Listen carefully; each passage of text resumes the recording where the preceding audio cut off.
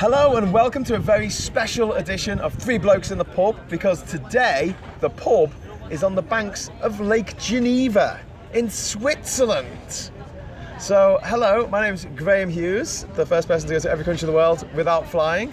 And my name's Jason Hunter, and I'm the guy that didn't interrupt Graham in his introduction for the first time! That was a second take, by the way. I did the first time, yeah. And I'm probably known as Obi, the mysterious figure that lots of people have heard about and not ever seen. So this is Obi-Wan Kenobi off Twitter. He's a prolific Twitter user, but up to this point we've not ever seen his face. But now he's here wearing sunglasses. See, I've got my hat, so I'm just kind of squinting with my hat on. These guys have got the shades on because it's quite sunny here. It's 27 degrees. It's a really hard life, you know, doing this Three Blokes thing. Bit sweaty for wearing my waistcoat. Now, why am I dressed up to the nines? I've got a new hat, I've got a tie on, I've got a waistcoat like I'm some kind of Gareth Southgate. I mean, what's going on? Check you out, dude. Well, we've come all the way to Geneva in Switzerland. It's a non-EU country. Yeah, it is. So our mobile phones cost £1 a megabyte just for the data. So forgive me for not tweeting or Facebooking much today. If we were in the EU, of course, in any one of the EU 27 countries, of course, my British phone would have been fine. But we're not. So here we are in Geneva. Why are we in Geneva? What? We came specifically for a series of meetings. We're here for 2 days, actually. We've had a number of meetings this morning and this afternoon already. Really, really educational. There's an organisation that's based out of Geneva. Without mentioning their name, they represent global buying and selling of things between countries, and they set out the rules by which countries have agreed to work under. You can probably guess who they are, but I'm not telling you. What, the people that we met? No, the organisation who we've come to talk about today. Oh, well, we're not allowed to say... Who may be Brexit related, because lots of people are Hang talking on, about... how are we going to talk about what we've learnt today without mentioning the organisation that the people who we've spoken to might be associated with? Well, that's easy. We can talk about tariff rate quotas, we can talk about country-specific quotas, we can talk about aggregate measures of support, which are all sort of governed and managed by the World Trade Organization. Oh, okay, but we're not to mention the World Trade Organization specifically. definitely Okay, not. so we're not going to not. mention the WTO. We're not going to mention the World Trade Organization, which is based here in Geneva, which Absolutely. is a bit of where we are. It's a coincidence, out. obviously, and obviously the people that we spoke to Have nothing to do with have that nothing to do with that, and are shrouded by anonymity. This is quite a delicate diplomatic process, this whole Brexit thing, isn't it? It is. Well, it's not that delicate because they put Boris Johnson in charge of the Foreign Office for 2 years, and he just went around upsetting everyone, everywhere. But This is true. we just had a very, very interesting Few hours. lunch date where we learned a lot. We spoke to Some senior, should we call them senior representatives? Or I'm trying senior not to- experts. in the world of world trade. We made a lot of notes. We weren't allowed to record the conversation that we had, but we've made copious notes, which we're keeping under the table so that nobody takes a screen grab of this video and goes through my notes. If and you read sees that, you're quicker than me. and sees that I was just drawing a picture of a spider in the spider web. So, what have we learnt today? Can I start with you, Obi? Because I mean, I want to bring you into the conversation because otherwise I don't want you sitting there being it's all okay. quiet. I came here with a very open mind, in a very closed mind sort of a way, because Brexit for me is a very black and white situation, and we found today that we've got a perspective from the people who are sitting on the outside of the EU, the outside of the UK, and it's very clear to me that not everybody really understands what's happening in the UK. You agree? I think that's pretty clear. The other thing that's clear is pretty much nobody understands in the world what Brexit actually means. No. And that was really emphasised by Yeah. one of the senior guys today. Yeah. We were talking about, well, what happens with this? He said, well, actually nobody really knows. I said, well, how do you mean nobody knows? He said, well, it's a case of having a negotiation. I was like, yeah, but we haven't got a lot of time left with negotiating. Yeah. Time runs out very, very soon, in a few working weeks' time, in terms of the Article 50 negotiations. And we asked questions about why Cecilia Malmström, who's the EU trade negotiator, she negotiates, she's the lead person, if you like, on all the EU trade negotiations and FTAs with other countries around the world. why she hasn't been more involved in the withdrawal agreement negotiations. And Michel Barnier is in charge of that, the Commission, and he's been democratically put in place by the members of the European Parliament, who are also democratically elected, I hasten to add. Yeah. So basically, he's working within this remit, and weirdly, the only people talking about a future free trade agreement are in Westminster, in London. Yeah. The rest of the world are looking on, watching, going, what the heck's going on? Yeah, and agreement's usually between two parties or more, I always find, but in this case it doesn't seem to apply to what's happening with the government. Well, I don't know. If you look at the Conservative Party, there's like 9 different pieces of that, and they're all trying to fight amongst themselves for who's got the loudest voice. The trouble is, the rest of the world is watching. Yeah, and me as a Brit, I'm embarrassed. This is an issue that we're going to pick up again and again, I think, in this episode of the podcast, is how Britain is perceived abroad and how that's going to affect the UK in the future for the next 20, 25, maybe 50 years into the future, and how other countries are going to view us, and I can't say it's particularly good. Well, that was one of the things that they actually did point out, which I thought was really, really important, is the UK have put forward this schedule to the World Trade Organization and the 163 other members. And can we explain what a schedule is? Oh, it's a variety of different things. It's a menu, isn't it? It's a menu. It's a list of the maximum tariffs that the UK are going to apply to goods that are imported into our country from the other 163 members. So this is the maximum. But doesn't it also cover quotas as well? Yeah, exactly. So can we just explain? A quota would be, say you import 100,000 tons of, say, beef from Ukraine, which is taxed at a lower, or the tariff is a tax, so it's tariffed at a lower rate for that first 100,000, and then after that the rate gets ratcheted up. Is that correct? Yeah, because I mean the way that they measure, they calculate the quotas, any country in the world, not just the UK or the EU, but anybody who's a member of the World Trade Organization, they look at their market in the UK, they look at their country, they look at the manufacturing capability. So say we have a demand for 300,000 tons of beef every year. Yeah. We can produce 200,000 tons of beef, so we need an extra 100,000 tons of beef imported. Okay. So what you do on that first 100,000 tons is you have a very, very low tariff to encourage people to sell to you into your country. And then but you don't want too much, because that will interfere with your domestic market, so right? And the quota would then be 100,000 tons of beef coming into the UK. Yeah. Anything above 100,000 tons, we need to protect UK farmers. Okay. So then you put on a really high tariff on top of it. And you can work anywhere between zero tariff, import tariffs, and right at the top. But if you don't have a specific free trade agreement with an area, a region like the EU, or with the CARICOM countries in the Caribbean, then you have to give the same deal that you give to any given country to everybody. Is that correct? In terms of the tariffs you apply, yes. Yeah. So if we said 7% on imported beef from Finland. From Finland, we'd have to apply the same to Brazil, the same to Ukraine, same to Russia, same to Swaziland, same to Thailand. Yeah. And they would all fall within that initial quota of 100,000 tons. Oh right. Can we not say you specifically? You can't have 100,000 tons for each of them. You can. But can you have 100,000 tons from?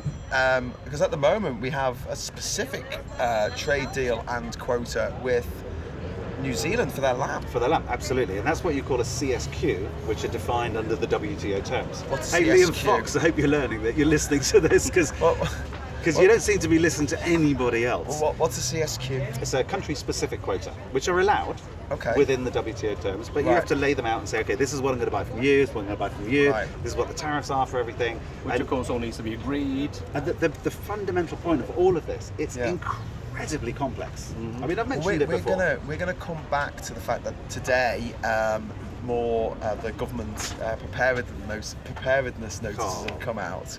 I was delighted to see those. Thanks, Dominic Raab, for those. It does appear that the government's been watching our Three Blokes in the Pub videos and basically turning them into 3 paragraphs, because each point is only 3 paragraphs, completely almost vague. Verbatim. Basically saying, well, we might get a deal, but if we don't, then it's going to be like this. And we're going to touch on this in the next video that we make. We're going to make 2 videos, hopefully, while we're here. But we're just going to try and, at least, but we're basically going to try and work on today what we learned at lunchtime here. Okay, so the point is really, really, really complex. Yeah. Nobody understands it. Well, there's some people on YouTube who comment who think they understand it. Liam Fox claims he understands it, and that was a really interesting thing. Let Yeah. me tell you about this, folks. Okay, so Liam Fox has been out here at least 8 times in the last couple of years.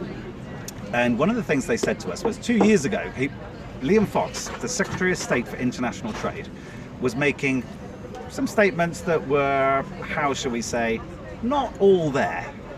It's almost as if he didn't know what he was talking about. Almost. So here we are, 2 years later, 8 visits to this city. Beautiful, beautiful city, by the way. Hi, Geneva, I love you. He's been told, he's been educated. He now knows, 2 years on, that the things he's been saying for 2 years are not true, not accurate, and should be changed. He's not done that. So why hasn't he said those things? Why hasn't he actually come out with the truth, explain to everybody Well, what this he's learned? was the big question that I had to start with, which I want to thank my beautiful partner for pointing out. You're welcome. No, not you. Which was, I I'll asked give them. you your girlfriend. Yeah, I asked them which. Bad news, girls. He's taken. I'm not I'm so taken. Sorry, girls. You put me off my absolute credit. Some people talk about going off on tangents all the time in these. There is one girl who's one of our fans. She specifically highlighted how attractive you were, you see, so I had to make that point on camera. Thank you. You know I who you are, appreciate Manny. Shut up. So I've had a haircut, I've had a shave, I've got a suit on. I've got all 3 weeks ago. got all suited to boozers for this. That's why you didn't get recognised at security in Gatwick I today, know. were you, Jason? Jason, Oh yeah, how cool was that? Guys, are we going off on a tangent here? or Sorry, what? yeah. We have something really important to talk about. So the question was, what politicians have been over here to Geneva to talk about the issues that we are going to face? And when I say issues, I mean there's a multitude. You could write an entire But if you listen to Bible what of I'm saying, stuff. there is no issue because it's the WTO deal, quote unquote, the European Research Group chaired by Jacob Rees-Mogg. Who hasn't been here? Who hasn't been here, by the way? Not Who they said. Not that They they said know. today. Yeah, they don't know if he's been here. They do know. Feldschlossen.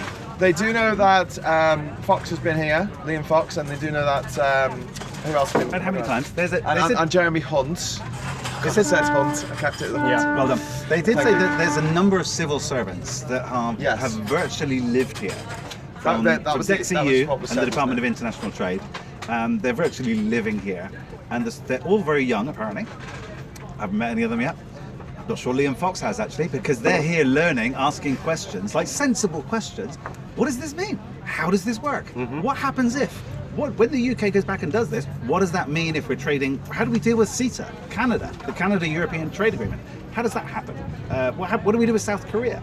The stuff you hear from Jacob Rees-Mogg, he does not know what he's talking about. And it bugs me no end that he keeps appearing on television, spouting a load of rubbish. He's not even asked the questions to find out what the hell's going on and what happens. Yesterday, his ERG, his European Research Group, came out with this figure of 1.1 trillion pounds that the British economy is going to be better off over the next 14 years. Which our colleagues today were very critical of, I think. Do you know what it reminds me of? When you're in school and the teacher goes, "Show me you working out," and you just go, Yeah. Yeah. Because I say so. I Well, made it up. Well, did you hear James O'Brien's take on this? Where it's like, was he doing like a Dr. Evil thing of like, what should I say? Should I say it's going to be better off by $1 billion? He said, no, just you're lying anyway. Just make it $1 trillion. Yeah. Just say it's $1 trillion. Who cares? $1 trillion. But it's absolute nonsense. And the people here that we're spoken to today, Experts in their field Experts. around the they entire can't planet. actually appear on camera, or they wouldn't even let us record them because Americans, Brits, Russians, yeah, people from all over the world. Australians. Yeah. Many nationalities. Experts who know what they're talking about. They've been They work researching here, and they've studying lived it. here for years, and they live and breathe trade. They've worked with the United Nations, ECE, they've worked with the World Trade. And One of the people things we're that talking about. struck me that they said was how complex it all is. Yeah. And Repeatedly. one of them, he's got like 30 years experience here, and he said, I some of the stuff I can't get my head around still. Yeah. That's how complex it all is. They write papers to explain papers that try to explain what a tariff rate quota is in relation to a country-specific quota. And then when you add in what they called aggregate measurements of support, or AMS under WTO, what that is how do you phrase it? He phrased it something like trade distorting industry support. You and I would call that a government subsidy, and what the level of subsidy is that a particular country can give to its farming industry or agri-foods industries or automotive industries. And we think, well, what level is that at? And it could be 8%, it could be 100%, and you're given these caps under the WTO. Say this is the maximum subsidy you're allowed to give a particular industry. Now, one of the things that's been bugging me for quite a while now is Theresa May ran up to Sunderland and she wrote a letter of assurance to Nissan up in Sunderland, saying you will not be worse off, apparently, so we're told, because nobody's releasing the letter. And you think, well, hang on, what's in it? What assurance has she given them? Because if she's given them an assurance in that letter that's not capped, if it's you will not lose any money because of Brexit. My guess is it's a curly-whirly bar inside there and nothing else, as Kieran predicted many months ago when you first started these out. Well, there's a curly-whirly bar in an envelope, and that's all that they've actually got to bargain with. Or it could be... Thanks, Kieran. It could be that, or it could be an unlimited guarantee that they will not lose any profits because of Brexit. Which is a huge Now, an unlimited call. Guarantee means you could be easily in breach of aggregate measures of support, which are trade distorting industry support measures, which are subsidies. Causes problems at the WTO, because there'll be disputes. Yeah, there'll be disputes, and as we found out today, those disputes are A, so complicated, and B, they last so long, it could take months, years to actually sort them out. And what was the longest they actually said today? I think one's been going over 20 years. It was one that's been going on since the 90s. So whilst those won't actually dispute. stop trade, they will make them very difficult, and all the time our confidence as a trading nation just falls even lower and lower, if that's actually possible at the moment. Okay, well, let's look at some of the specifics we talked about today. I was going to say schedules. So what's happened, according to our sources? Schedules? I don't know, I'm Scouse. Schedules? Oh, I just make up words as I go along. Schedules. So I asked them, about the schedules. And the question was, so has Britain done this yet? So a schedule, as we say, it's sort of a list of tariffs and quotas. It's like a menu of what you present to the world. Max tariff. Yeah, the max that you want to set on any tariffs coming into your country. Is that right? Yeah. It's got nothing to do with what goes into other people's countries. You can't. Well, can you? If you're the European Union, for example, you are 28 sovereign nations. 28 sovereign nations. Each of them says, look, we need a lot of lamb in the UK because British people like lamb. And because we don't have enough in the UK, enough sheep, because apparently we like lamb but we're not so keen on mutton. So the easy thing, the nice thing about me being a member of a single market, a customs union like the EU, is we can export our mutton and we can bring in lamb. Now in the EU, the United Kingdom took about 50% of the total New Zealand lamb quota that came into the European Union. 50%, almost half of all New Zealand lamb coming into the EU 28 came to the UK. Other countries in the EU might like mutton, but we've got 50% of that quota. And herein lays the problem with the UK's efforts, Liam Fox's efforts at producing a schedule for the WTO. What he's done is he's gone to the EU and said, see all your tariffs, your quotas, bang, we're going to take that and we're going to copy it. And the EU 27 have gone, well, okay.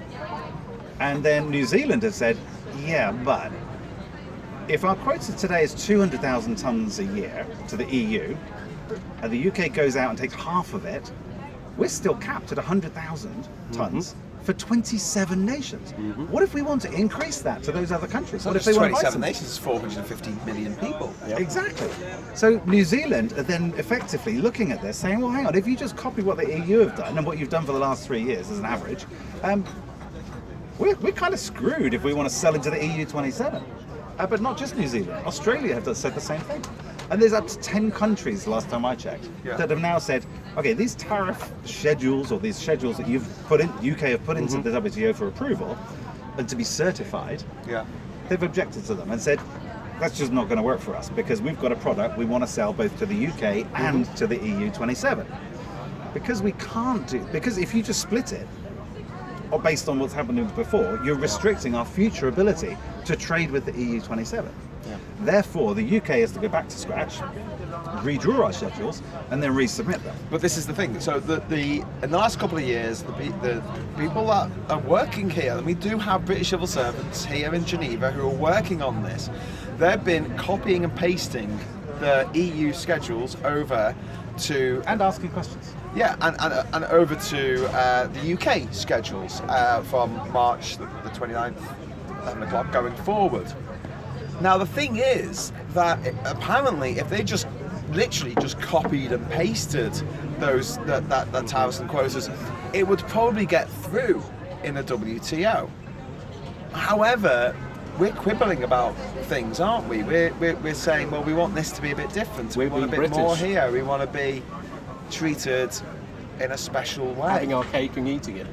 Cakeism, I think is the phrase. yes, Cakeism. And what I think people need to, who bang on about how undemocratic the EU is, need to understand that the World Trade Organization here in Geneva is 164 members, and you get one representative. But 4 of those are not even countries.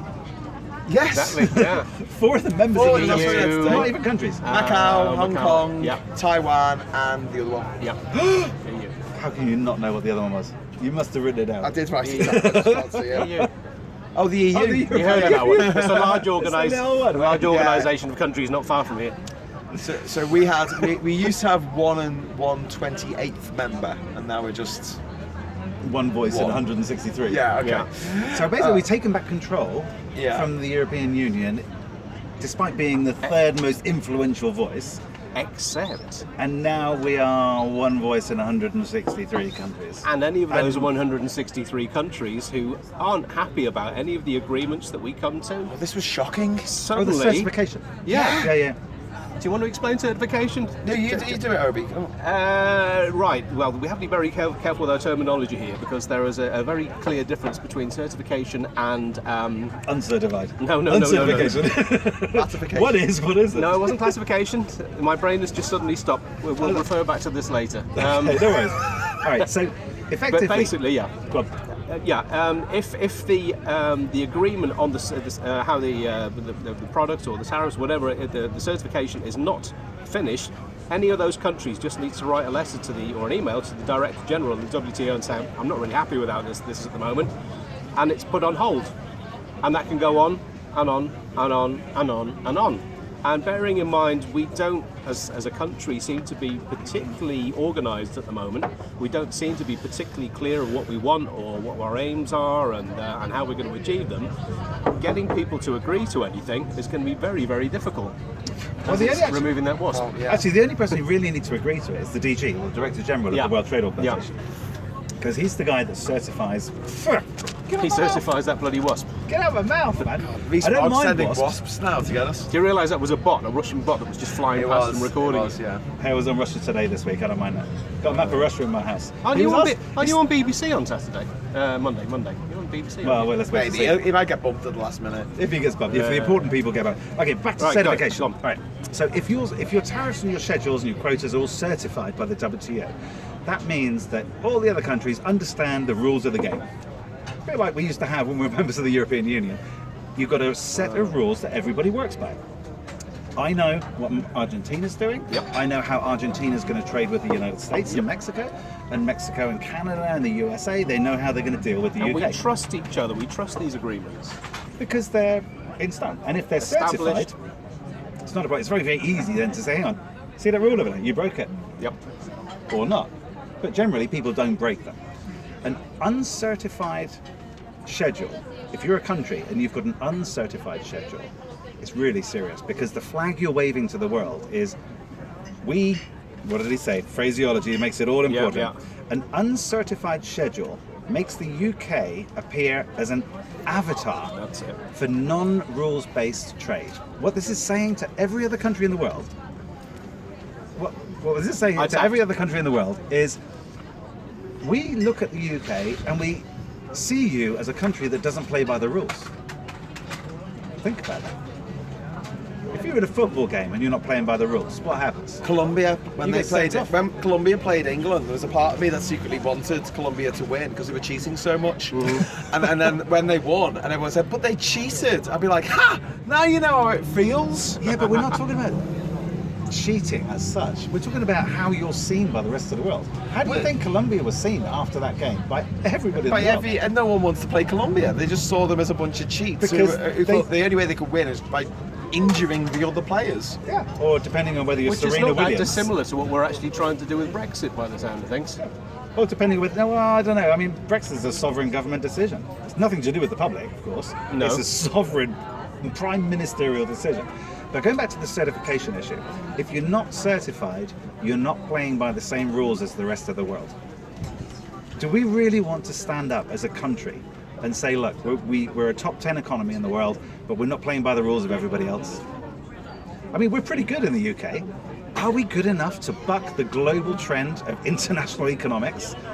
Are we good enough to buck the rules of global if we trade? do that, though, unilaterally, and we've got this problem now with Trump, who wants to do the same thing. Well, Trump doesn't listen to anybody's rules. He doesn't play by anybody's I rules. know. And look how the world laughs at him, and they're treating him as a pariah. The world may laugh at him, but it's still a quarter of the world's wealth is the USA. They're a massive player. If they pull out of the WTO, the WTO is in a lot of trouble. If they pull out the UN, if they pull out of NATO, they're in a lot of trouble. And they know that, so they can use the bully tactics. Yeah, he's bullying people by doing that. They're a massive, massive geographical landmass. They've got raw materials in the ground. They can grow grain to feed their country. They feed themselves. They are not reliant on imports. They're not a tiny geological and geographic island on the edge of a big landmass and then a giant ocean on the other side. So if anybody could do it, it would be the United States. The United Kingdom, we haven't got a hope in hell. And guess what? If we don't certify our schedules and we can't get them certified by the Director General, do you know, you were saying about the letter, just send a letter in. It's even easier than that. If Argentina, for example, went to the WTO and said, I want to change my schedules, here they are, everybody else, everybody has to look at them, they look at it all as consensus. If one country, member country, or one of the 4 non-countries of the WTO, if they just send an email to the DG, not even complaining or objecting, all they have to do is send an email saying, DG, listen, we haven't actually finished reading through these yet. Just put it on hold. Done. It is on hold.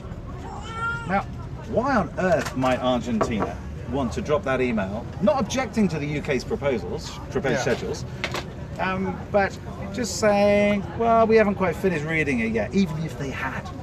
Why might Spain, we'll say, Las what? Las Colinas or Las Malvinas? Malvinas. Falklands there. Which Jacob Rees-Mogg actually said they're going to send a task force down to preempt any problems down there. So they obviously realise that Argentina could actually be unhappy about some of the Dublin But this trade. is an interesting thing, because in the last, just talking about, just getting off the topic a little bit, when you talk about a show of force, the days of military might are over.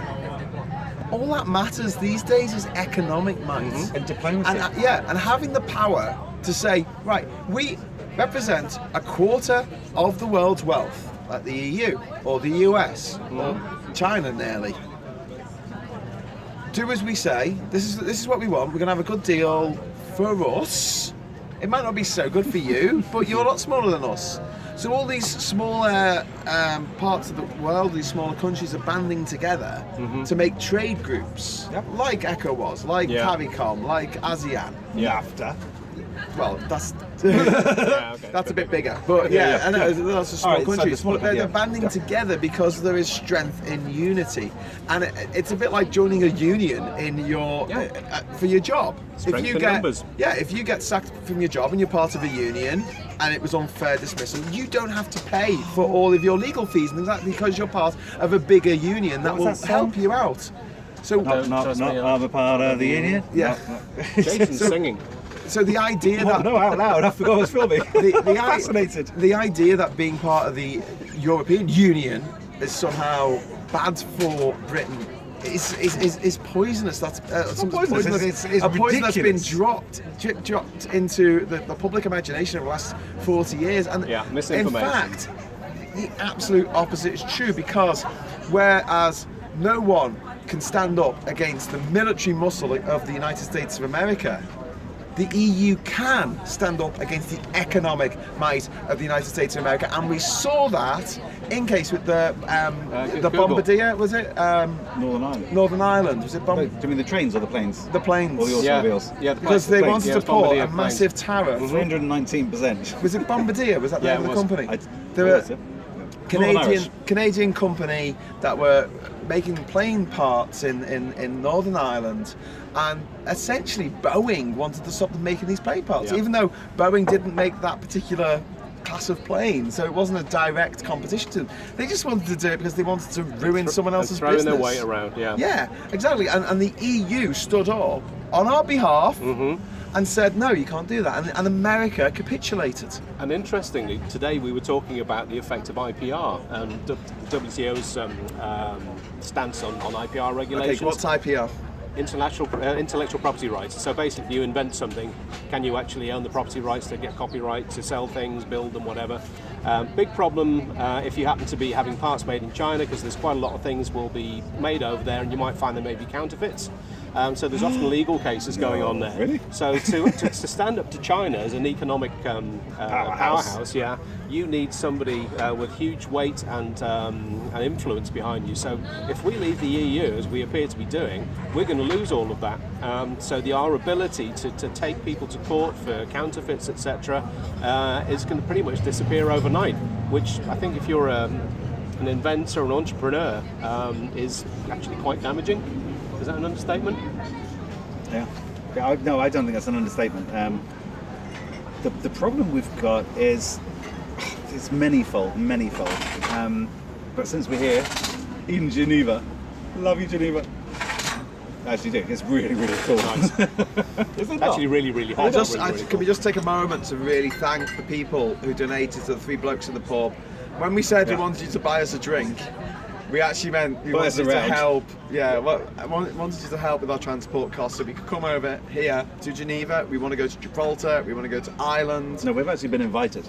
So there are people, for example, Gibraltar. Gibraltar, People want to talk to us. There's a guy in Gibraltar who does his weekly shop at Morrison's. Yeah, Morrison's, British shop. Fancy that, in Gibraltar. Guess where their food comes from? The perishable goods. It comes in across the border from Spain, just literally over the wall next to where Obi's sitting. That's how far away Britain effectively is from Spain. Yep. And workers go across that border like every few minutes. Yeah. They rely on the fact that they can walk between the two and go to work, and if they suddenly find that they're going to be stuck for 2 or 3 hours at a border crossing, it's physically impossible for them to go to work on either side. Yeah. Well, you go into Morrison's just on the last day of a bank holiday weekend in Gibraltar. Yeah. There's no perishable food left. It's gone. It's been shopped out. People have eaten it. And that's a 3-day weekend. Imagine what happens when those customs controls are implemented around the Rock of Gibraltar. How are they going to get food into the Brits over there? 97% of people in Gibraltar voted to stay in the EU because they know what it means to them. 97%. Have you noticed And we're pulling them out anyway. And we're dragging them out by their teeth. And we've God, ignored them. Horrific. That is horrific. We've ignored them completely. And The government people have say done to me, almost oh, you nothing. don't believe in democracy because of this one vote that we had, in which Vote Leave didn't just lie and cheat, they also broke the law. And Leave EU leaders sat in a parliamentary select committee talking to our democratically elected members of parliament who sit in the committee overseeing it all, and sat there and said, hey, Leave voters, we led you up the garden path. What we didn't tell you was the truth. In fact, everything we told you was a load of old bottled swear on this program. This came out. Not true. Was it this week in the select committee when Dominic Raab was being questioned, and they said, if this was a local referendum, if it was a local election, if it was a general election, and the other side cheated, one side or one candidate cheated, or one party cheated to the level that Leave.eu and Leave Vote campaigns cheated to a criminal level, then that vote would have been rendered null and void, and the election would have been rerun. And that's you're only talking a about short election, isn't it? 10%, yeah, a 10% overspend for a 2% vote swing. And people go, oh yeah, but and it's Remain lied too. do you know what? I get Even it all the time. if Remain lied too. Do you know what that means? There's no World Could War be annulled on III. that as well. There's no emergency budget. Yeah. David Cameron lied. George Osborne lied. So they say that's the response that you'll get from every. Yeah, but they didn't break the law. No, but guess what? If we know that vote leave Joe, lies, I've told a lie now and again, but I haven't broken the law, because if it the did, I'd be Dems put in jail fined, for breaking the the law. Remain campaign were investigated. There's lots and lots of things, and all of this, when you add it all up, says, hang on, the Leave campaign lied, the Remain campaign lied, none of it was factual, it was all made up. Does that not completely undermine democracy? And we know there's no preparatory work. Does that not completely Also, undermine if it the was vote? a local government vote or a local or even a general election, it can be undone in 5 years' time. But it's not. It's a constitutional change. Or 2 years' time. Let's not But forget, this in can't be 2015 undone. we had a general election. Yeah. Yep. And we had a vote. Yeah. We put in a 5-year parliament. And then 2 Okay, years later, well- Theresa May decides to have another vote. I know. By herself. Yeah. I said, wait, what? Well, she didn't, because she actually had to enact the Fixed Term Act, and Labour had to vote with Tories. And get her as instructions. they often do. And get Well, her look, we're getting off the instructions from subject Jacob here of the World Trade Organization. What the World Trade Organization presents and what it gives the world is a baseline for trade. And I tried to describe it as, is this That's the rules. It's a rule book. is this a factory reset? Is this like, I've got the latest iPhone and it's got all my apps on it that I've paid for, all my music, I've got videos, I've got all this stuff on there. And is this basically, I am resetting the phone? I can still use the phone, but all of the additional bits that I've built up over the years are all gone. And I was told, well, kind of, Graham, it's kind of like that way, but actually in reality, it's more like you're driving in a car and you've been driving it for the last 40 years. A Formula One car. And you're now going at 150 miles an hour and you've gone up through the gears. You're now in 6th gear, 7th gear.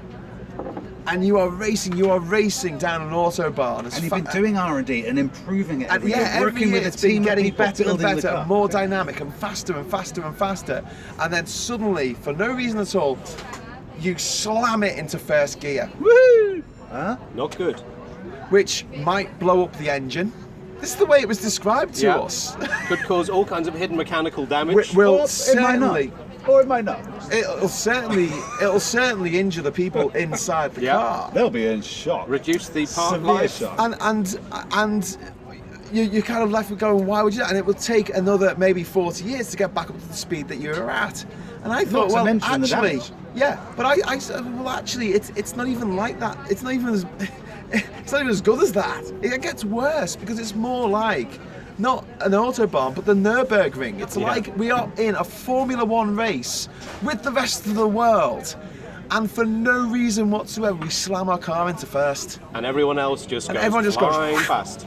past us, because they all have trade deals with each other, they all have agreements and tariffs and quotas, and we are throwing everything out for a dream of Jacob Rees-Mogg and this idea that somehow we'll get rid of all the foreigners from our country. Is this Jacob Rees-Mogg that has the small book that he's carrying around that he had on TV a couple of days ago? And he actually said he had all of his facts in this book. But he actually said that if he had all the facts with him, it would fill up the entire studio. So my guess is he hasn't read it all. I don't think he understands. He really doesn't have a clue what's going on. That efficiency reform group paper on First of all, there was one on the Irish border, which Yeah. was laughable, frankly. We'll do that in the next episode. And there was another one a couple of days before, which was farcical. It's been laughed off the table pretty much by every single Including person, the people we talked to today. including 12-year-old students at high school who was trying to study basic maths. Honest to goodness. Okay, Honest to goodness. But anyway, so that's If part we of it. come back to the car. wealth. Okay. I slammed it to first gear. How did it go? But if the engine is your economy of the United Kingdom, what happens to the economy of the United Kingdom when you take it at 120 miles an hour, 150 miles an hour, and slam it into first gear? It's going to have some issues. But the people that are in shock, imagine it's a passenger car going down the autobahn or down the dual carriageway or down the motorway at 70 miles an hour. If all of a sudden you did that in your car at home with your kids in the back and your wife in the passenger seat, and you slam the car into first gear, what do you think would happen? A little bit of shock, maybe. But what happens to the engine? How long will it take you to repair the engine? Can you afford to repair the engine, first of all? And You know what I mean? can you see the hidden damage? there could be all kinds of mechanical failures in there that you don't even know are there. So can you trust it to go back up to 6th gear again? How many moving parts are in a car? Did we learn the other week in 3 bikes? The SMMT, the Society of Motor Manufacturers and Traders, claim an average of 20,000 parts. Is this the ones that are all just in time delivered to the UK at the moment by people like Kieran, who rely on the fact that we can actually get through without any problems at customs borders? Interestingly though, electric vehicles have got 2,000 moving parts. Yeah, they're a lot simpler. How mad is that? Yeah. Yeah, but they're a lot Can simpler. I- You don't need an alternator. You don't need a flux Engine. capacitor. You do need You don't- a Capacitor. Can I You don't just, need a dizzy cap. You can I don't just- need you don't need pistons. You don't need Yeah. I'm All sure of those injection things we have at the moment. systems. You don't need all that stuff. I'm just going to raise a question with the guys here, particularly Jason's an expert on electrical backup systems, etc. So there are question marks about whether we're going to be able to generate enough electricity for the UK after Brexit. Those are fairly genuine, yeah? So Theresa May said we want to improve our production of electric-powered vehicles. So if we start having energy supply problems, how are we going to actually build the cars or charge them? There's a whole raft of questions around that. All these around that. knock-on But domino not just effects. electricity, but energy in general. Yeah. There are some really serious ones, and we are going to do that in a different episode. So when we were talking to the representatives of an organisation, he's not done this He's bringing them. I've sorted it. I've ordered. He's ordered. I've ordered, It yes. might be going this I've ordered. order. I don't know. All right, okay. So I've ordered. I was going to ask. Oh, the fountain stars. Oh, look at. You should spin the camera around, shouldn't you? Shouldn't I? Go on. This is what we've been waiting for. It started raining, so it went off. There it is, folks. There it goes, folks. This is proof where we are. They must have known. That's the jet d'eau, tout le monde. Jet up. Okay. We should speak a little more French here because we're in to encourage our Try in and speak limbo into thing. speak into the mic a little bit more there, because there's a lot of background noise. Yeah. Okay. Good. Cool. The technical stuff here going on in the background. So So this car doing 150 down to 1st gear. Engine could break. You really don't. You'd have no confidence in your car in that position, which is exactly where we stand with the country at the moment with our economy. So many variables, so many question marks on both sides. The guys that we talked to today were very concerned at the level of detail that's actually coming out and the amount of time we have available to us. The lack of detail coming Yes, in. that's not what the I mean. amount of Yeah, detail. sorry, the amount, When you say yeah. the amount of detail, oh, there's so much I haven't got time to read Yeah, it. and- Or, oh my gosh, And there also hang on, is that it? Yeah, and there also seems to It's be a very blank piece of paper. Yeah, there also seems to be a disconnect between what the guys who are actually doing the nitty-gritty work over here are doing, as opposed to the people that are actually out in the front line. So all the stuff that we're hearing on the news and on the TV, it doesn't seem to correlate with the facts which people here are actually seeing on the ground, which I personally find extremely concerning. okay, I want to talk a little bit about what we discussed, because I kept on going back over lunch. I kept on going back to this idea of, okay, it's April the 1st next year. I'm a British company, and I am trying to get a container of stuff over to Canada. Now, Under CETA, the Canada-European Trade Agreement. No. Well, that's CETA. gone. Yeah, but that's gone. No, but today you could do that easy. Yeah. But after we leave, Well, but CETA's not Then been what? ratified yet. But once it is, Ratified, that was the word I was looking for. Oh, was it? Okay. Well, certified and Yeah, ratification are that's slightly right. different things. Okay, But yeah, to be certified, I think it's just there's no objections. Yeah, exactly. And to be ratified is actually Everybody signs it. Everyone signs it. It's Yeah. a slightly different thing. But so you have this idea that there's a container leaving from Southampton, going all the way over to Halifax. I just stopped your sound. Sorry. No, you didn't. I know. Shall I? May I?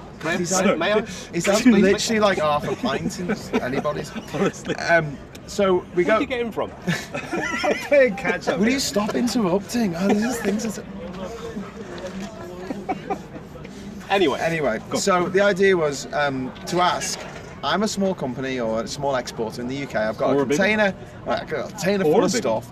It comes into Canada, and the Canadians who I'm selling it to go, thanks for the container, but we don't want to pay Merci, you. or monsieur. We only, Gentil. merci.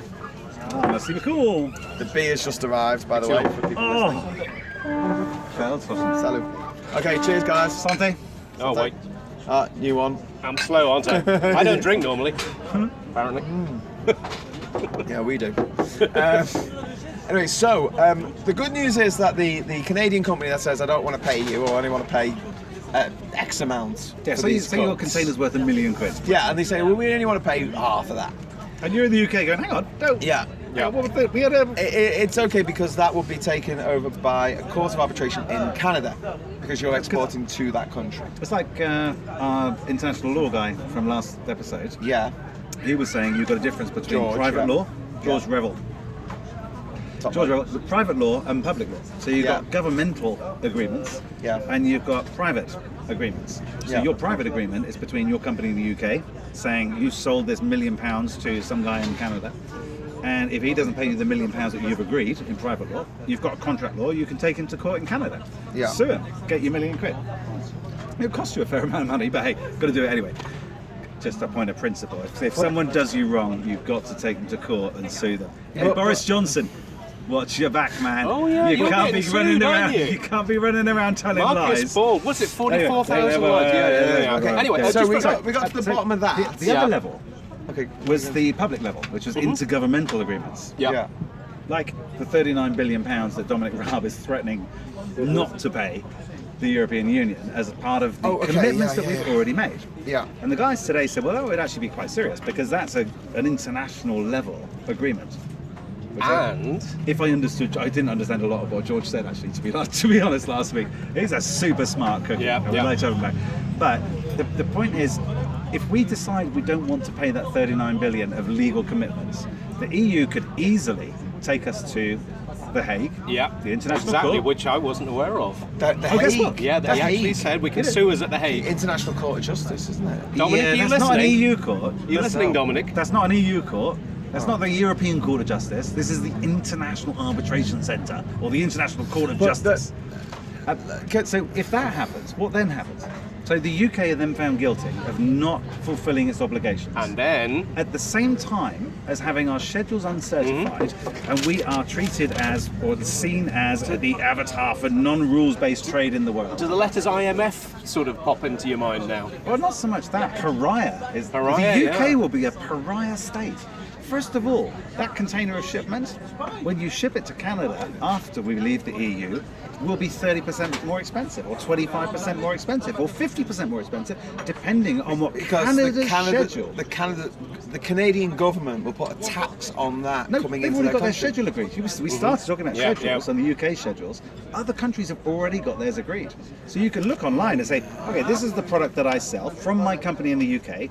What my biggest customer is in Canada. My second biggest customer is in Mexico. This is to be clear. This is because when we drop out the EU without a deal, we will be a third country. Yeah. We could It's easily the classification. So what's a third country? What does it mean? It means that you fit under their third country Okay. tariff schedule, and Right, the schedules are out that's there. a country that you don't have a deal with. You don't have a free trade agreement with. Yep. You don't have any schedules that you've already arranged with. It's just going back to the default The base that level. you had MFN, for they call your schedules for your country. Yeah. So, most favoured nation. Like, MFN. just so we're really clear on this, every country gets to, every member of the World Trade Organization, every country gets to make its own schedules. And that's the amount that it wants to charge in tax, which we call tariffs, coming into the country. And the quotas that we talked about. If it's something that the country makes, like Marmite, we'll have a high tax on foreigners making Marmite and trying to bring it into the country because we want to protect our Marmite industry. Why would you want to do Which that? isn't made in the UK now, by the way, nor is Okay, HP I was just sauce. giving that as an Why example. would you want to protect Marmite anyway? Oh, I like Marmite. I like Marmite. Anyway. All right. Anyway, so you derail me again. Can I just I throw do like something in? Feldschlossen though, if you're watching. It's very good, yeah. It's made in the Is it German because I part put of a Geneva. suit on that me and Jason have kind of swapped roles in these videos all of a sudden?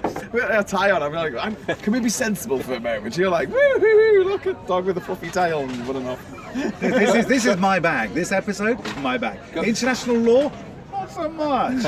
Yeah. Going back to what you were saying earlier, there was something else that the guys we spoke to earlier were talking about the fact that from going to a bilateral agreement, you end up in a triangular agreement. I think the phrase he used was going from a marriage to a ménage à trois. Oh yeah, that's exactly what it is. And he said things become complicated.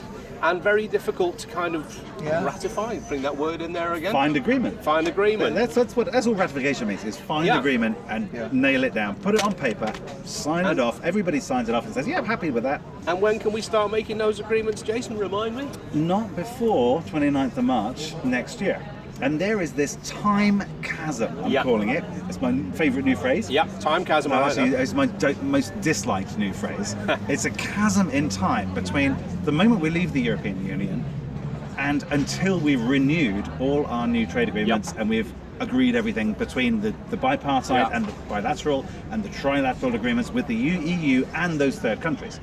The reason it's important for the third country, whether it's Canada, South Korea, Japan, is to do with rules of origin and country of origin, which are fundamental to getting that preferential trade status. Yes, this is what I was going to come on to.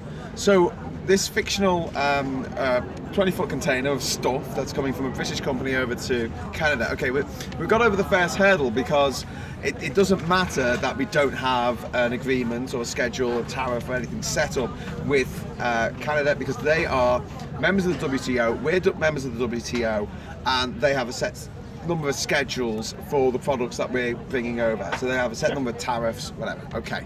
So, and if the people who are receiving the goods decide they don't want to pay it, we can take them to court in Canada. I get you. Right. Okay, good. Yeah. Right, that's all good.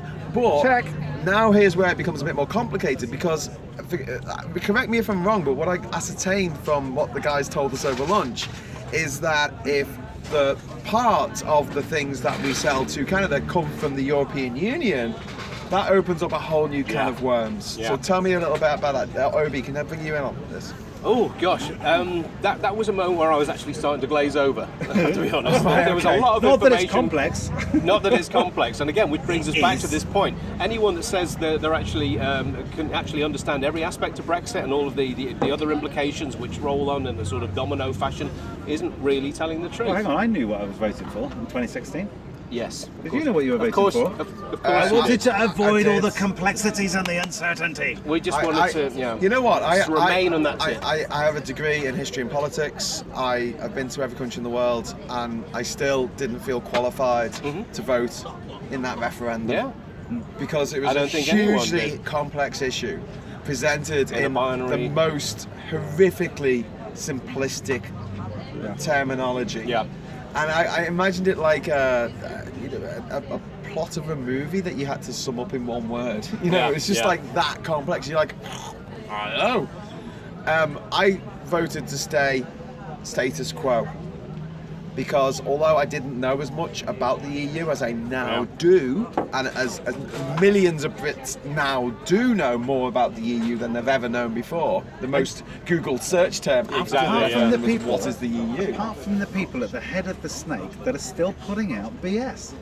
They're still, and that was one of the things that we started to talk about this earlier. Now, Liam Fox has been here 8 times. We've got a team of civil servants that are virtually living here in Geneva. They're asking questions, they're learning stuff. And one of the guys we met today, he said a couple of years ago, Liam Fox could be forgiven for not knowing what he was talking about. But now he must know. Now the ERG, the European Research Group in Parliament, who are banging on it, they must know. So not only are they ill-informed, which is the politest way of saying they're stupid, because they've deliberately, willfully ignored the facts and the evidence, and there's lots and lots of it now. Not only are they ignoring the evidence, they're willfully deceiving their followers. And putting the country at risk. Yeah. There's no doubt about it. These are democratically elected people to our sovereign parliament are deliberately deceiving people. Well, think about that. Chatting over lunch, we bringing up Liam Fox again, this point was made that there are 3 behemoths in the world when it comes to trade. There's the EU, a quarter of the world's wealth. There's the US, a quarter of the world's wealth. And China, which is almost a quarter of the world's wealth. And Britain, compared with these monoliths, is a minnow, you know? And every time Liam Fox goes and talks to the Chinese, he's going to be pissing off the Americans. Yeah. Every time he talks to the Americans, he's going to be pissing off the EU. Every time he talks to the EU, he's going to be pissing off the Chinese. And it goes around like this. And so to try and find a great trade relationship with all these three big entities is just absolute fantasy. Yeah. And then you've got the rest of the world, which is the final quarter of the wealth of the world, which includes Singapore and it includes Australia. And yeah, they are wealthy countries, but they're really small. And what do we have to offer? How many raw materials do we actually have? What do we actually produce for ourselves? To just take it back to what I was saying earlier, I'm working off notes for the first time ever in one of these You things. can see we've got actual I've papers. got notes up down here. Dominic here. Raab, take note. No, but the rules of origin state that you have to have at least 55% of the whatever you're making made in the place that's getting exported. Is that the right for the tariffs to work? It varies. Yeah, it's a percentage of the final product. Yeah.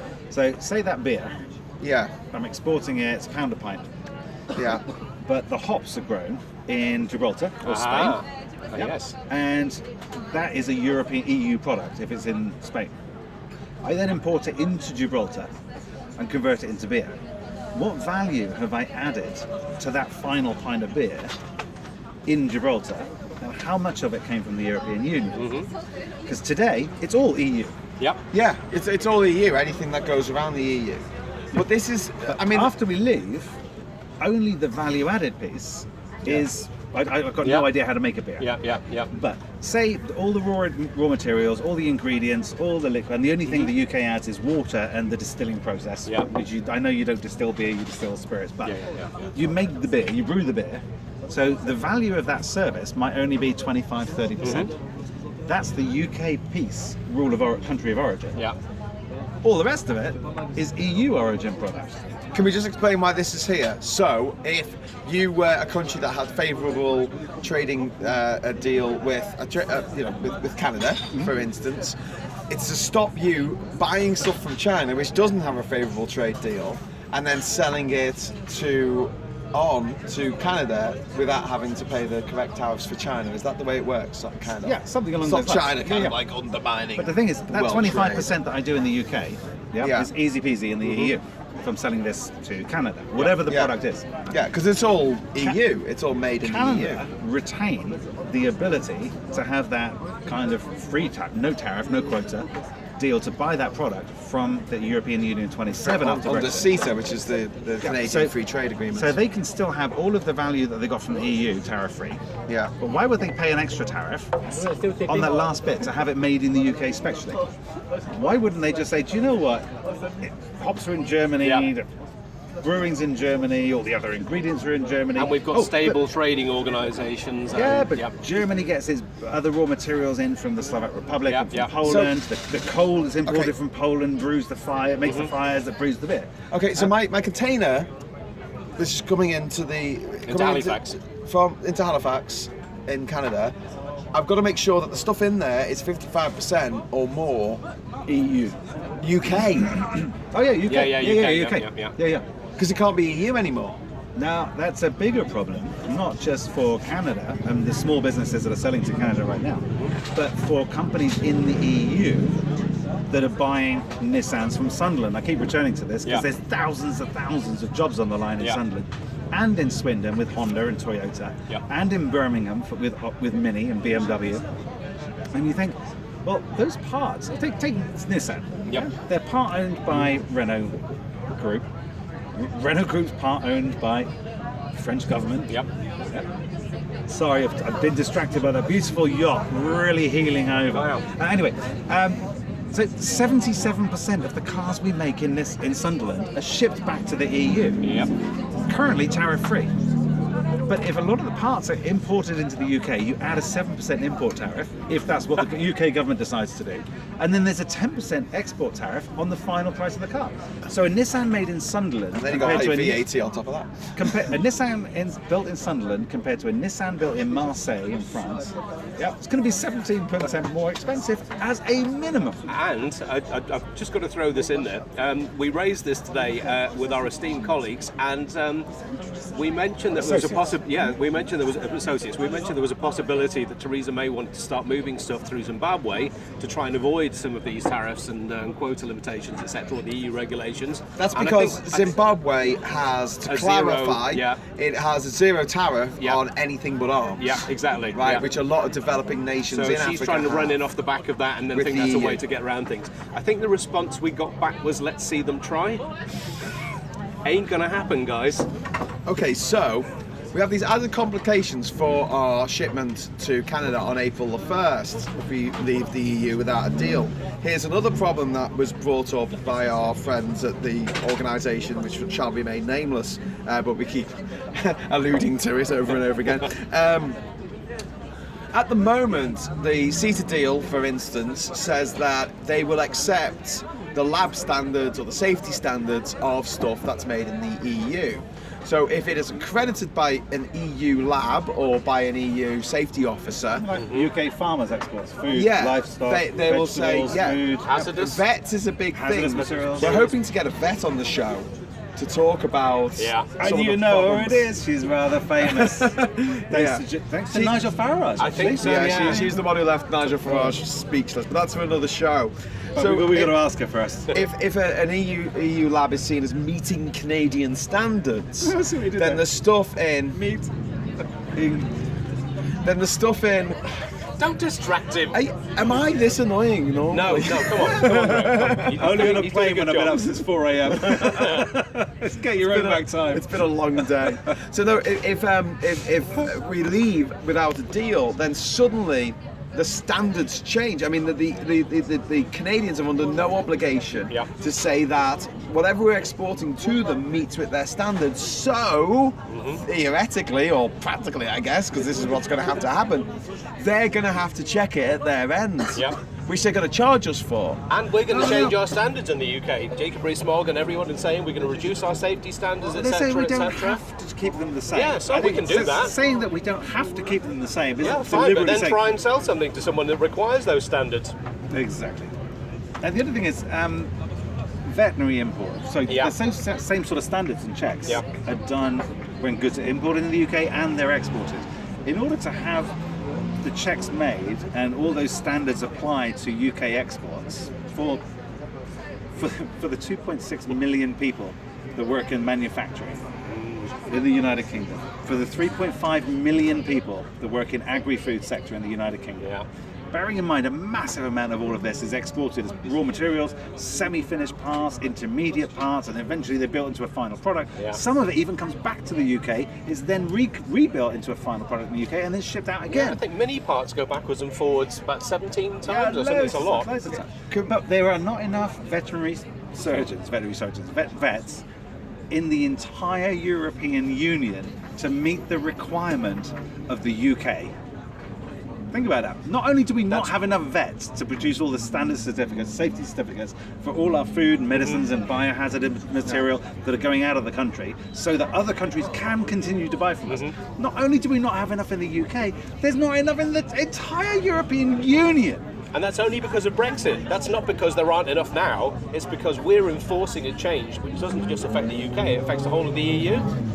Okay, so when we came onto a couple of things that are not as bad as we thought would be, there is a plus side, yes. Positives. Well, there aren't many positives, but apparently one guy. The geographical indicators, which is things like Cornish pasties and champagne and stuff like that, they will probably remain. There's apparently a few thousand of them around the EU. There's over 3,000 geographical only about 90 in the UK. Eccles cakes, maybe Scouse, I don't know. Stilton cheese, yeah.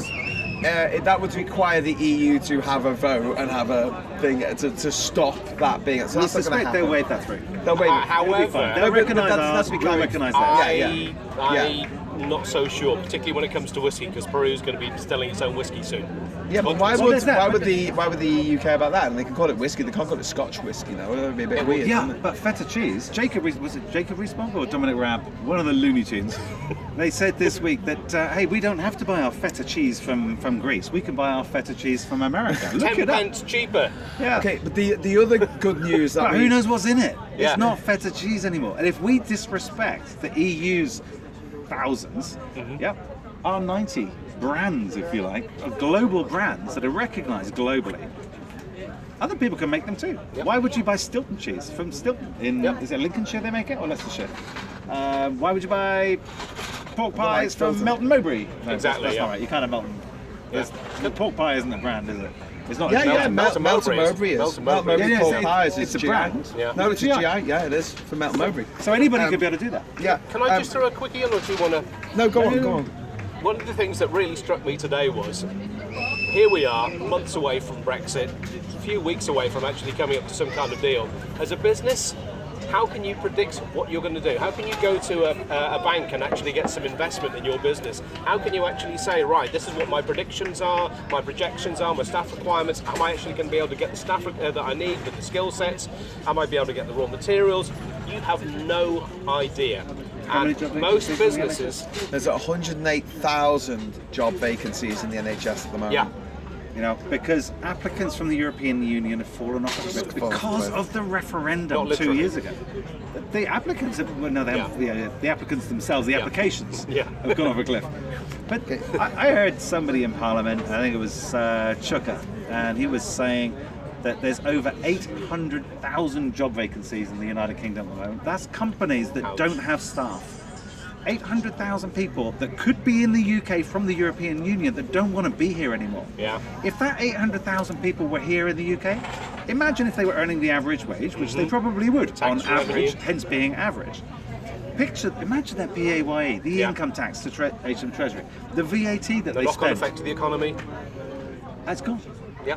There's 800,000 empty jobs in the UK, and they claim we've almost got full employment. And again, when they talk about that's not full employment. It's people not claiming the job. But we need people in the UK. Has doubled in the last 8 years. And again, the guys today were talking about the knock-on effects and how the unseen effects are really important.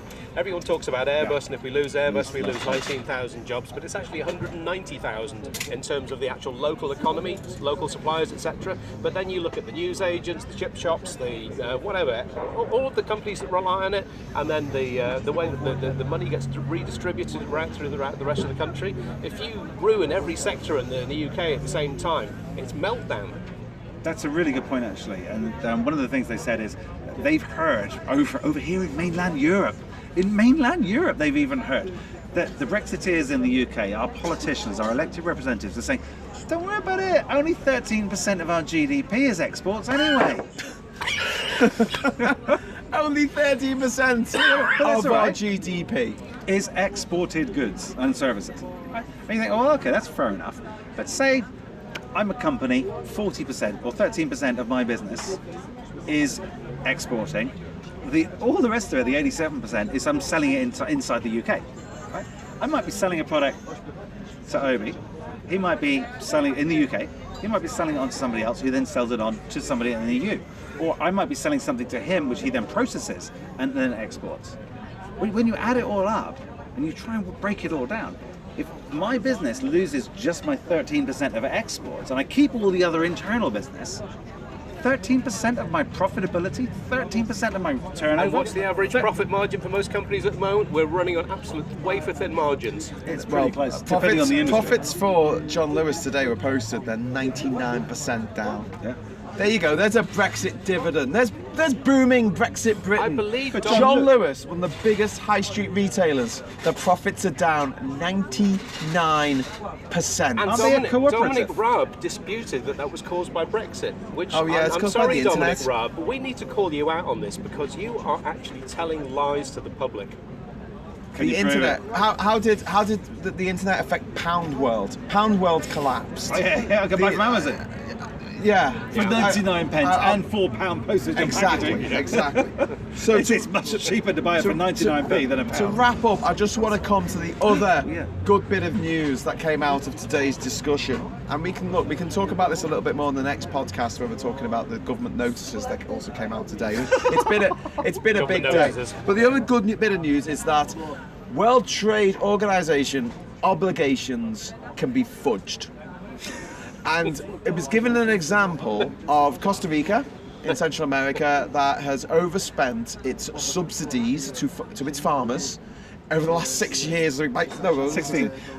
What was it? 16 years. Uh-huh. Oh, so no, you were right on the years. Yeah. Well, But it's 16%. six. No, I wrote 6 times what they're supposed to give them in subsidies. However, they've just gone. Oh yeah, sorry about that. No, but actually they did it before they got caught. Yeah, exactly. That was the fact. They owned up to it, and the fact that they did own up to it gave them some kind of leeway. If Which Britain is tries what to do I'm that, coming to. Okay, the problem is, and this is the big problem, and I've written this in big letters in my book here. It's a big one. He actually has. I haven't underlined it as well. No good will. And what I mean by this, and what they meant. Do you mean when William's no good? Well, Prince William. No I Good like Will Prince Hunting. William. I hate that movie. No, I love that movie. It's great. I gave it 10 out of 10 on Movie Watch many years ago. Anyway, no. We digress. We digress really easily. No, we do. Big letters, capitals, No underlined. good will. And He what means the goodwill. problem is, He means goodwill. what is What do the you mean? process of trade? It is based on goodwill. and trust. And trust, Partnership, an that, agreement. that we won't renege on our deals, that we won't go back on our contracts, that we won't sign something and then 2 Yeah. years later go, oh, I can't be bothered with this. and be able to supply something at the quality that is expected and the time that it was expected, at the Certified. price that it was certified, and the price it was agreed at. And that, after Brexit, is going to be impossible. It is all based on trust, and our trust, Britain's standing in the world, Yeah. and the trust that other countries have in Britain has been massively Undermined. Undermined by Undermined, Brexit. to say the least. And largely by Trashed is the word I Lagarde, use. ERG, the way the Tory government are working, and the lack of opposition that we have in government. Thank you for Who's got the opposition? steamer. I thought I'm we not were gonna the say opposition. I thought three We- blokes we- in a we pub are were the the opposition. opposition. Yeah, And on we are that- the We, opposition. we are And on that doing a better happy- job than bloody Jeremy Corbyn. Yeah, and on that happy note, I think we should wrap up because we are borderline time.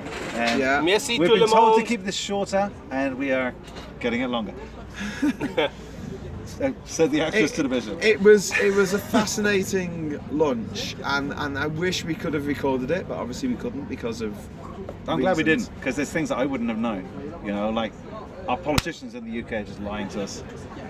He couldn't have said that on record. You know that the politicians Ah, in the UK are but lying when one to hears it us. from Yeah, when you hear it from the horse's mouth Yeah. in Well, Geneva. this is it. When you come here to Geneva and you go, our politicians are planning. This is their plan. Well, this is what they're saying, To they're telling crash us. out of the biggest and most successful trade union in history. and they say it's going to be fine. I think it's going to be 'Cause we- fine 'cause because we they're can get a going to WTO go. deal. Yeah, not. there's going to be. That's a WTO deal. Yeah. There's going to be some kind of magic thing at the end of the day where we can actually make our own trade deals with the rest of the world, and therefore we'll make more money than we would if we stayed in the EU. And that time chasm, we will get there. We will get fabulous trade deals all over the world for what we're worth. You know, but we cannot even start. And there's that time chasm between having the best deal in the world and agreeing all these new ones. That time chasm is which huge. is enough to and it's destroy most indefinite. British medium-sized small companies at very least. It Which will is great if you're a severely- disaster capitalist. Hint. Severely damage businesses in the UK. That's why I've carried a sticker on the back of my phone. It says, Brexit, is your job safe? Are you sure? Because 334,000 companies in the UK, they currently trade with the EU. They don't export to the EU. 334,000 UK businesses. Small to medium, you're gonna have, and the government's advice is pay thousands of pounds for external advice. Get yourself a freight forwarder. Yep. Get yourself a customs agent. Get yourself some people at the airports and the ports to manage all your stock imports and exports, all your raw material. What kind of small business has got thousands and thousands and thousands of pounds to spend on this rubbish? But they never had to do it before. They never had to yeah. employ a customs agent. What's Never a had freight to- forwarder? Yeah, what is a freight What's the forwarder? difference They've never between a needed to customs agent? because we've never had to export stuff before. When you're dealing with just the EU, it's just as simple as moving something from England to Scotland. You don't have the forms to fill out. You Or don't have the Liverpool to tax to pay. You have to work out how much tax you have to pay on each different commodity You just do because it. each different commodity has a different level of tax to pay on, and a different level of tax depending on how much of it is made in each specific country. And how much It's you're sending so in each order, complex, and how big the order is. You are going to have to pay someone £40,000 a year just to do your exports. Is that what it costs? I don't know. That's what I'll charge. I know it's thousands and thousands and thousands. I was going to say, it's really cheap, man. I know. I'm a cheap date. Actually, no, that's a really interesting number, because that's the amount of money that the UK government were offering the people to go and work at the Department of International Trade to negotiate all these new trade deals. What was the Do you know comment what we the heard prices today? are around the world? 160-something thousand pound a year, and we were offering 1/4 of the going rate. And that's why we're hiring people at Department of International Trade, and then we've got to send them off for training courses that cost tens of thousands of And they're pounds. kids. They're What was kids. the phrase we heard today? What do Well, you they're kids expect? to me, they're probably What your do you age. expect when you're only paying £40,000? What do you expect when you're only paying £40,000? The Anyway, Department sorry, for we do leave that stuff. Exiting Yeah. Brexit has had a 50%. Exiting Brexit. Can I lead that department? I want to exit Brexit. Can I be the head of Sorry, the exiting Department the for Department. Exiting Brexit? Department of Exiting the EU. No. I promise I'll do a better job than Dominic Raab. The civil servants who are working in that department has Not been a 50% turnover of staff. Which I think is probably the highest and of they any have government an anywhere in the world. Average age of 32. I think this is the highest turnover and the lowest age of any government 2 years. department In 2 years. since Yeah, the days 2 of years. Stalin, when he used to on. just take up an entire department to a quarry and have them all killed. We All build right? up to a crescendo now. All right. This is what we're dealing with. So that really, was really interesting an few hours of amazing, meetings today. It was amazing fantastic. conversation. We are meeting up with more people later today tomorrow. and tomorrow as well. So we'll do another podcast and bring up some of the issues that come out in that. And again, thanks for all your support. It's really appreciated. Really, really appreciate Yeah. it. We want to keep doing this. We want to keep going around, going around not just Britain but around Europe, explaining some of the issues that our politicians are just ignoring. They're not ignoring poo-pooing. them. They're ignoring the information about them, Yeah. and then they're lying about it. They're being told, look, this is black, and they're coming out saying, no, it's not. That's white. So that's why we're here, trying to bring you the truth so you can make your own decisions. How wrong is it that you've got 3 regular blokes coming over to Geneva? Thank you so much for that GoFundMe, because without Yeah. it we wouldn't be able to be here and do this fact-finding for you. We're here fact-finding on behalf of the British public because our government are coming over here doing the same thing, but they're not damn well telling you the truth, and that infuriates me. Yeah, me too. Yeah, they've been here. They've been told what we've been told. Many, and they're many, not going many on Question times. Time. No. They're not going on the daily politics and saying And this they stuff. refuse to talk to us, which is really interesting. Anyway, we've got to wrap this Yep. up. This is a long one. It is, but I think it's a Thanks. significant one. So thank you so much, guys, for coming over to Geneva. This has been Thank you, guys. amazing. My friend. Oh, sorry. Really, cheers, guys. Just Sante, as they say over here, yeah, or just give us a or handshake Pro there, Store. and then cheers. All right, Cheers. cheers. Sante. Salut. Here's to staying in the EU. It has to be done, guys. It has to be done. For your job and mine.